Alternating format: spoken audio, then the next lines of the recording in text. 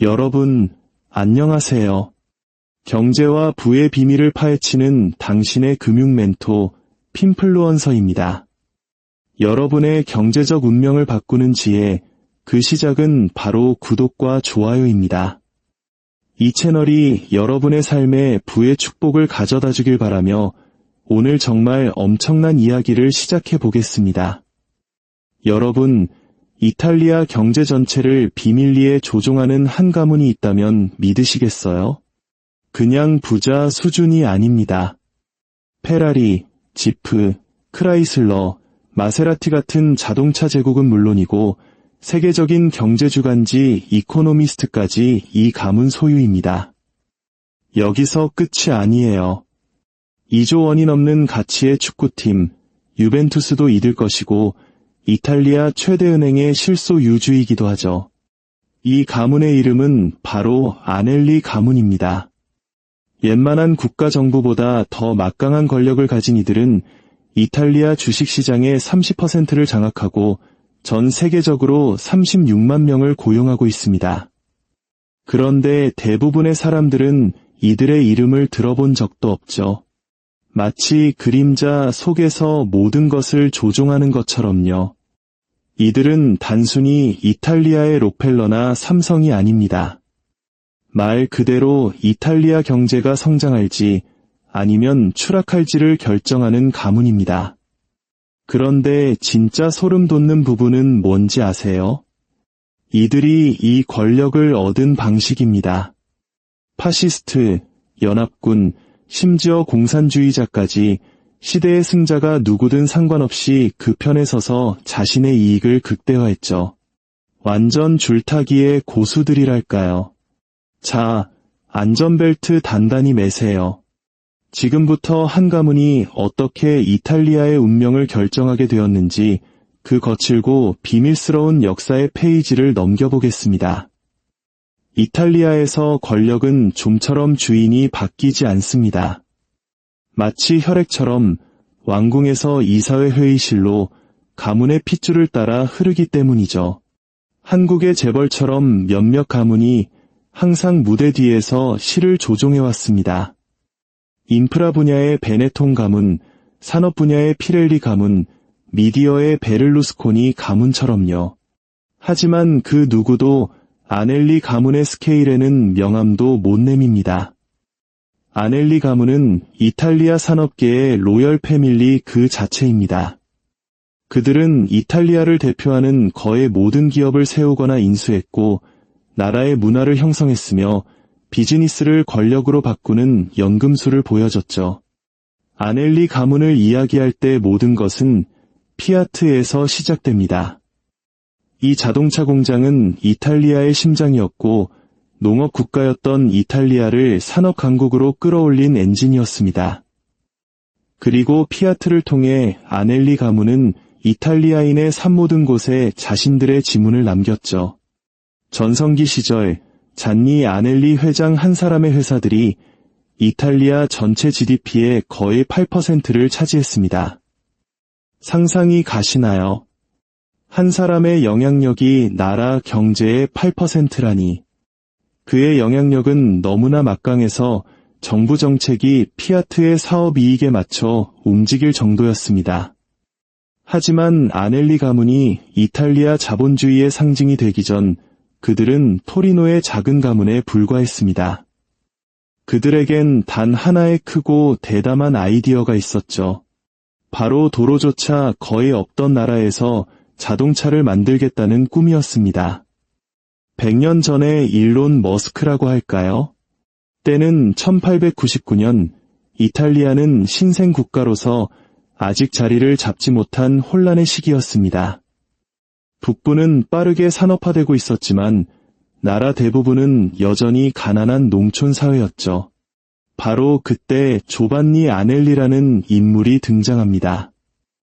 군인 출신이었던 그는 다른 사람들이 혼돈을 볼 때 기회를 포착하는 비상한 재능을 가졌습니다. 대부분이 과거에 얽매여 있을 때 그는 이미 엔진, 속도, 그리고 산업의 미래를 그리고 있었습니다. 그는 소수의 투자자들과 함께 파브리카 이탈리아나 아우토모빌리 토리노, 줄여서 피아트를 설립합니다. 1900년 첫 번째 공장이 문을 열었고 아넬리는 경영이사로서 35명의 직원을 이끌고 그해 24대의 자동차를 만들었습니다. 지금 들으면 정말 작게 들리죠? 하지만 당시로서는 혁명이었습니다. 이탈리아에서 자동차는 아직 낯선 개념이었거든요. 도로도 없었고 시장도 없었습니다. 아넬리는 말 그대로 무에서 유를 창조했고 이 산업은 훗날 그의 가문 제국의 기반이 됩니다. 1904년까지 생산량은 5배로 늘었고 1906년에는 이미 연간 1000대 이상의 차를 만들었습니다. 심지어 대부분의 이탈리아인들이 차를 소유하기도 전에 뉴욕에 딜러십을 열었을 정도였죠. 같은 해 피아트는 주식회사가 되었고 놀라운 점은 조반니가 처음에는 말단 파트너로 시작해서 회사의 완전한 통제권을 장악했다는 것입니다. 그는 핵심 특허를 사들이고 당시로서는 혁신적인 조립 라인 시스템과 정밀 엔진 기술을 도입하며 피아트를 시대를 앞서가는 기업으로 만들었습니다. 하지만 성공에는 항상 균열이 따르는 법이죠. 1908년 피아트는 첫 번째 큰 위기를 맞습니다. 대규모 금융 스캔들에 휘말린 것이죠. 분식회계와 주가 부풀리기 소문이 퍼지면서 이사회 전체가 사임해야 했습니다. 조반니 아넬리 역시 주가 조작 혐의로 법정에 섰습니다. 검찰은 혐의를 입증하지 못해 그는 풀려났지만 이 스캔들은 그의 명성에 큰 흠집을 남겼습니다. 이 재앙에 가까웠던 경험은 그를 바꿔놓았습니다. 그는 더욱 전략적으로 변했고 사람을 덜 믿게 되었으며 누구를 신뢰할지 훨씬 더 계산적으로 행동하게 됐죠. 그래서 몇 년 후 제1차 세계대전이 발발했을 때 아넬리는 조금도 망설이지 않고 이 기회를 이용해 회사의 미래를 확보했습니다. 그는 이미 대중적인 굴욕과 법정 싸움, 그리고 파산 직전의 위기를 겪었기에 누구보다 빠르고 대담하게 움직였습니다. 군수 계약을 따내고 생산을 늘려 피아트 공장을 이탈리아 전쟁 노력의 심장부로 만들어버렸죠. 회사의 운명을 국가의 안보와 묶어버림으로써 그는 자신의 사업의 안보를 보장받은 것입니다. 피아트 공장은 하룻밤 사이에 전시 생산 체제로 전환되었습니다. 토리노의 공장들은 밤낮으로 돌아가며 트럭, 탱크, 비행기, 심지어 디젤 엔진까지 이탈리아군이 필요로 하는 모든 것을 공급했습니다. 전쟁이 한창일 때 피아트의 직원은 3만 명이 넘었습니다. 그런데 여기서 문제가 발생합니다. 전쟁으로 벌어들인 이익은 천문학적이었고 그 뒤에서는 비난의 목소리가 커져만 갔습니다. 비평가들은 피아트를 전쟁으로 배를 불린 기업이라며 맹공격했죠. 아넬리는 자신을 보호해줄 방패가 필요하다는 것을 알았고 그는 정치에서 그 답을 찾았습니다. 그리고 당시 가장 위험한 동맹을 맺게 되죠. 바로 베니토 무솔리니였습니다. 이탈리아 민족주의에 떠오르는 불꽃이었던 무솔리니. 1914년 아넬리는 무솔리니의 정치운동에 자금을 대기 시작합니다. 그리고 피아트가 전쟁 중 막대한 이익을 낸 것에 대해 비난받자 무솔리니는 그 회사의 기록을 그냥 삭제해버리는 것으로 은혜를 갚았죠. 이 동맹은 예상을 훨씬 뛰어넘는 성과를 거두었습니다. 1930년대 후반 피아트는 5만 명이 넘는 직원을 거느리며 이탈리아 산업계를 완전히 지배했습니다. 제2차 세계대전이 발발하자 피아트의 조립 라인은 다시 한번 자동차에서 탱크, 트럭, 항공기 엔진으로 바뀌어 무솔리니의 군대를 위해 돌아갔습니다. 이탈리아가 나치 독일과 동맹을 맺었을 때도 피아트는 그들을 위한 공급망을 유지했죠. 하지만 곧 전세가 이탈리아에 불리하게 돌아가기 시작했습니다. 조반니는 재빨리 태세를 전환했습니다. 그는 역사의 흐름을 읽고 연합군에 대한 동정심을 표하기 시작했죠. 이것은 순수한 생존 본능이었고 전후의 심판에서 피아트와 가문의 이름을 구하기 위한 필사적인 시도였습니다.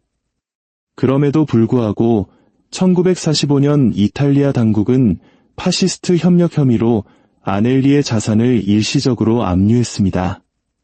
하지만 처벌은 오래가지 않았습니다.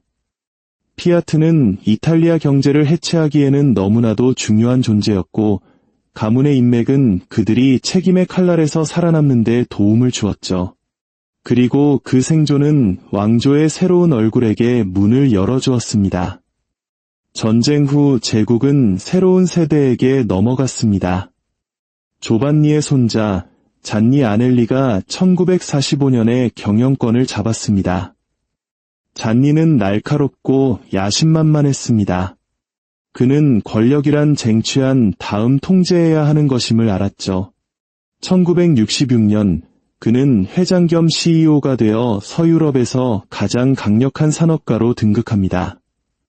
솔직히 그는 그 명성을 얻을 자격이 있었습니다.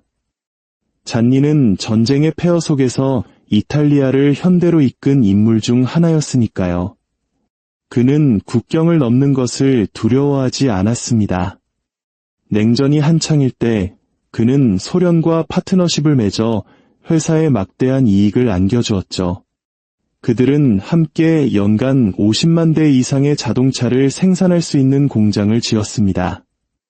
이념보다 이익이 우선될 수 있음을 증명한 것입니다. 이런 마인드셋은 피아트를 글로벌 기업으로 만들었습니다. 모스크바에서 상파울루까지 전 세계 공장에 피아트의 로고가 찍혔습니다. 잔니의 지휘 아래 피아트는 페라리, 알파로메오, 란치아, 마세라티 같은 이탈리아 최고의 자동차 브랜드를 흡수했습니다. 이탈리아 엔지니어링을 정의하는 제국을 건설한 것이죠. 그의 마지막 해에 피아트는 20만 명이 넘는 직원을 거느리고 있었습니다. 이런 규모와 명성은 이탈리아 경제에서 엄청난 영향력을 의미했습니다. 제조업에 종사하는 이탈리아인 5명 중 1명은 피아트나 그 공급업체와 어떤 식으로든 연결되어 있었습니다. 토리노 같은 도시 전체가 피아트 공장을 중심으로 돌아갔죠. 피아트에 취직한다는 것은 안정, 사회적 지위, 그리고 이탈리아 전후 복구의 일원이 된다는 것을 의미했습니다. 하지만 잔니는 여기서 멈추지 않았습니다. 그는 프랑스를 정복하려 했습니다. 그의 눈은 유럽 2위의 자동차 제조사이자 프랑스 산업의 자존심인 시트로앵을 향해 있었죠. 그는 오랜 친구였던 미쉐린 가문을 통해 직접 협상을 이끌었습니다. 협상은 빠르게 진행되었고 미쉐린 가문은 계약서에 서명할 준비가 된 것처럼 보였습니다. 하지만 그때 정치가 끼어들었습니다. 샤를 드골 프랑스 대통령이 직접 이 거래를 막아선 것이죠. 그는 국가의 상징이 이탈리아의 통제하에 들어가는 것을 두려워했습니다. 결국 피아트는 15%의 지분을 갖는 것에 만족해야 했습니다. 이 시트로앵 사태는 잔니에게 불편한 진실을 가르쳐 주었습니다. 경제적 힘에는 한계가 있다는 것. 수만 명을 고용하고 거대한 공장을 소유하더라도 단 하나의 정치적 결정에 패배할 수 있다는 사실으로. 그 순간부터 아넬리 가문은 깨닫기 시작했습니다. 사람들이 무엇을 읽고 믿는지, 즉 내러티브를 통제하는 것이 기계나 돈을 통제하는 것만큼이나 중요하다는 것을요. 대중의 지지를 얻으면 철권 통치를 하는 정치인조차 선거에서 질까 두려워 당신을 반대하기 어렵게 됩니다. 그들의 영향력은 공장에서 신문 일면으로 옮겨가기 시작했습니다. 잔니 아넬리가 미디어 영향력의 문을 열었고 수십 년 후 그의 손자 존 엘칸이 그것을 전 세계로 확장시켰습니다. 존 엘칸. 할아버지 잔니는 고향신문 라 스탐파를 소유했었죠. 존은 그의 발자취를 따랐지만 훨씬 더 거대한 규모로 나아갔습니다. 아넬리 가문의 지주회사 엑소르가 이탈리아 최대 미디어 그룹인 GEDI의 지분 43.7%를 인수하면서 결정적인 전환점을 맞이합니다. 이 거래는 단순히 미디어 회사를 인수한 것이 아니었습니다. 이탈리아의 여론 주도권을 한 권력 집단에서 다른 권력 집단으로 옮겨오는 거대한 사건이었죠. 이로써 아넬리 가문은 이탈리아의 주요 신문인 라 레푸블리카, 라 스탐파와 13개의 지역신문, 심지어 라디오 방송까지 장악하게 되었습니다. 이것은 아넬리 가문에게 국가적 헤드라인을 넘어 지역의 민심까지 파고들 수 있는 힘을 주었죠. 하지만 그들은 여기서 멈추지 않았습니다. 2015년 엑소르는 세계에서 가장 유명한 국제 주간지 중 하나인 이코노미스트 그룹의 지분 43.4%를 인수합니다. 이코노미스트의 기사는 전 세계 정책 결정자들과 투자자들에게 직접적인 영향을 미칩니다. 시장의 방향을 제시하고 국제 정세에 대한 여론을 형성하죠.